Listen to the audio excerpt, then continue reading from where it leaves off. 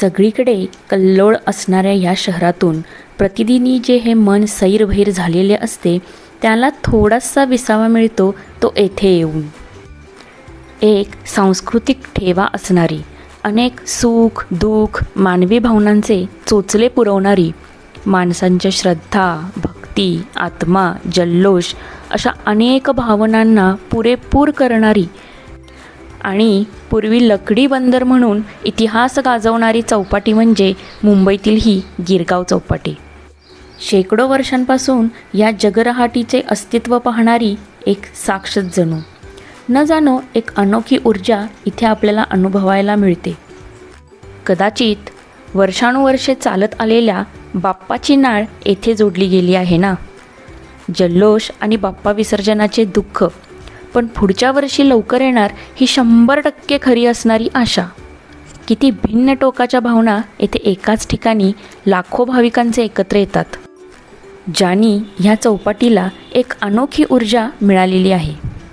मनुष्य आणि त्याच्या जिव्हाळ्याच्या भावना जिथे गेल्यावर ताज्या तव्यानं होतात ना, ती जागा म्हणजे ही चौपाटी.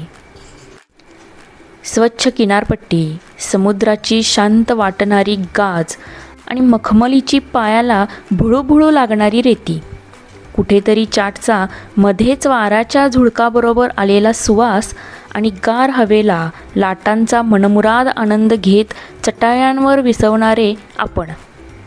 वा, हा वारसा आपल्याला आता जपायचा आहे, कारण तो हळूहळू ऱ्हास होत आहे.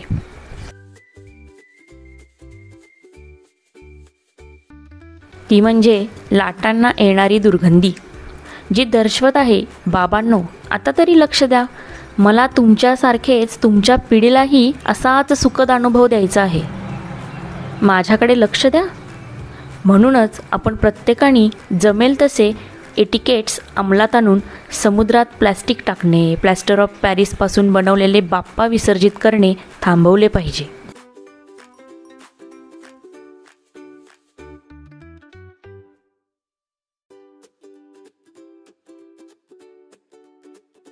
निसर्गाला वाचवताना आपल्या भावना ह्या आधी निसर्गाच्या प्रकृतीसाठीच्याच असाव्यात. तेव्हा कुठे आपली आणि आपल्या येणाऱ्या पिढीची प्रकृती हे निसर्ग सांभाळू शकेल. चला तर मग थोडीशी सफर आता ह्या गिरगाव चौपाटीची देखील करूयात. खूप सुंदर रम्य संध्याकाळ आपण इथे घालवू शकतो आपल्या प्रियजनांसोबत. कोणत्याही ठिकाणी गेल्यानंतर तिथे आपल्याला एक ऊर्जा अनुभवायला मिळते. गिरगाव चौपाटीवर देखील आपल्याला अशीच शांत वाटणारी ऊर्जा अनुभवायला मिळते. का असे होत असेल? कारण की अनेक लोक तिथे जमलेले असतात आणि त्या लोकांना जस्ट हवी असते शांतता, आणि तीच फ्रिक्वेन्सी अख्ख्या आसमंतात इथल्या ठिकाणी आपल्याला अनुभवायला मिळते.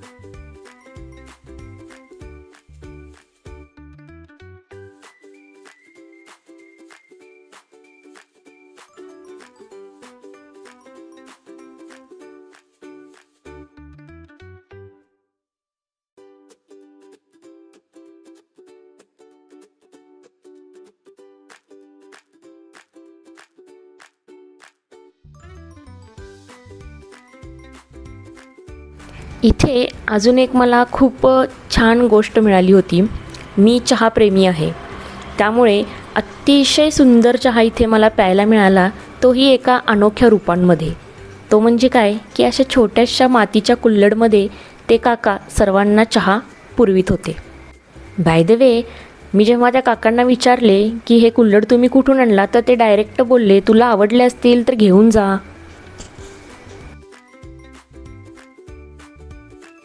म्हणजेच चहा पिऊन आपण ते कुल्हड आपल्या घरी देखील आणू शकतो.